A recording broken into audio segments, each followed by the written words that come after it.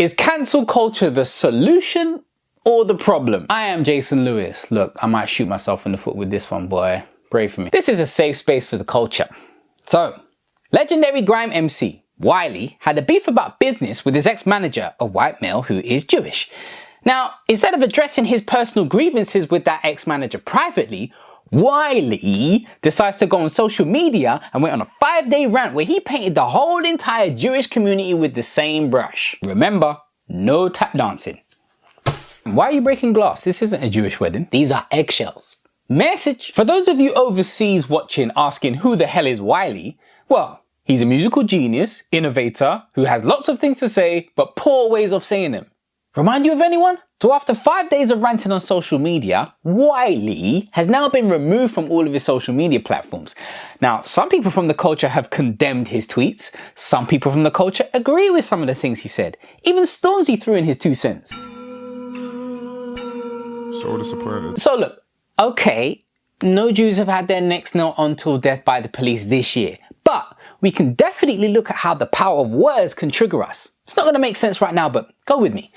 Meg Thee Stallion was shot in both feet recently, allegedly by her friend Tory Lanez. I keep telling you, men can't be friends with women. I don't know the full details here of what happened, but maybe Tory got upset because Meg spilled some juice on his fake hairline by accident. No, Wiley, I said juice, man, not Jews. Relax, bro. He's obsessed.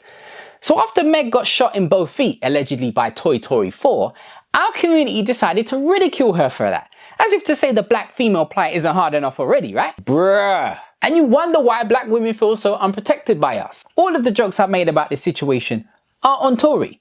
But understanding the nuance of a joke is tough at times because today we're thinking trigger words. Now, when you speak on a large platform in 2020, it's good to remember that sometimes it's not always about what you say, but more how you say it.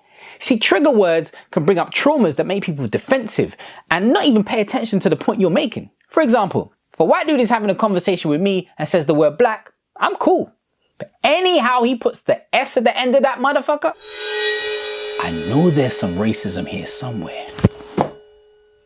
Look, people, if we want acknowledgement from our allies when we're triggered by racist words, which is every day to be fair, then when some of our allies are triggered by hate speech by a member of our own community, sometimes it's about calling a spade, right? Yo, Wiley, do me a favor. Hold this, please. Look, Wiley, you went way too far, bro. And hold on, look, that's not even Wiley. See, this is the shit we gotta put up with. Typical, man.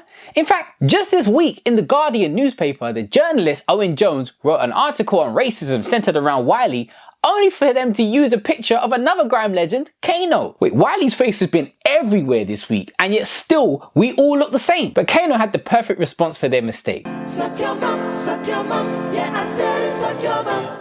Suck your mother and die. So is that it for Wiley now? Is he cancelled?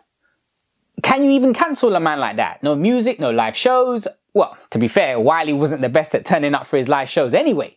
I mean, he doesn't even star in his own music videos. Bousy. You know what? I'm not sure about this cancel culture thing, you know?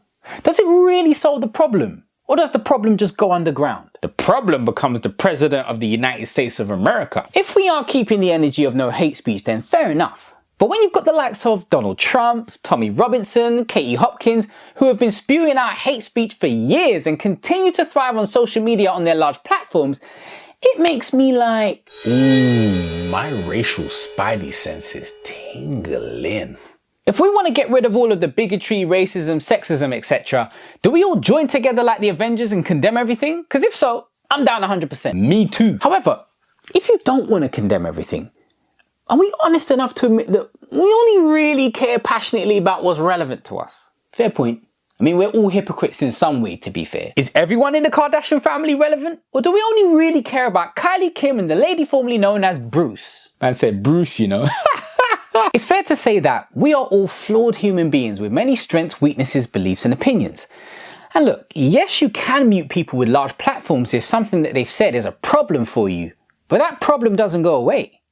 So maybe instead of cancel culture, we should look at counsel culture. Having those awkward conversations with those who are different from us to see if we can educate each other. Now look, if you disagree, that's fine. But what's going on right now clearly isn't working. So I guess the real question to ask then is, Do we want things to change for the better, or are we happy to continue minding our own business because it ain't relevant to us? Let me know in the comment section. I am Jason Lewis, and on that note, I'll see you in a bit.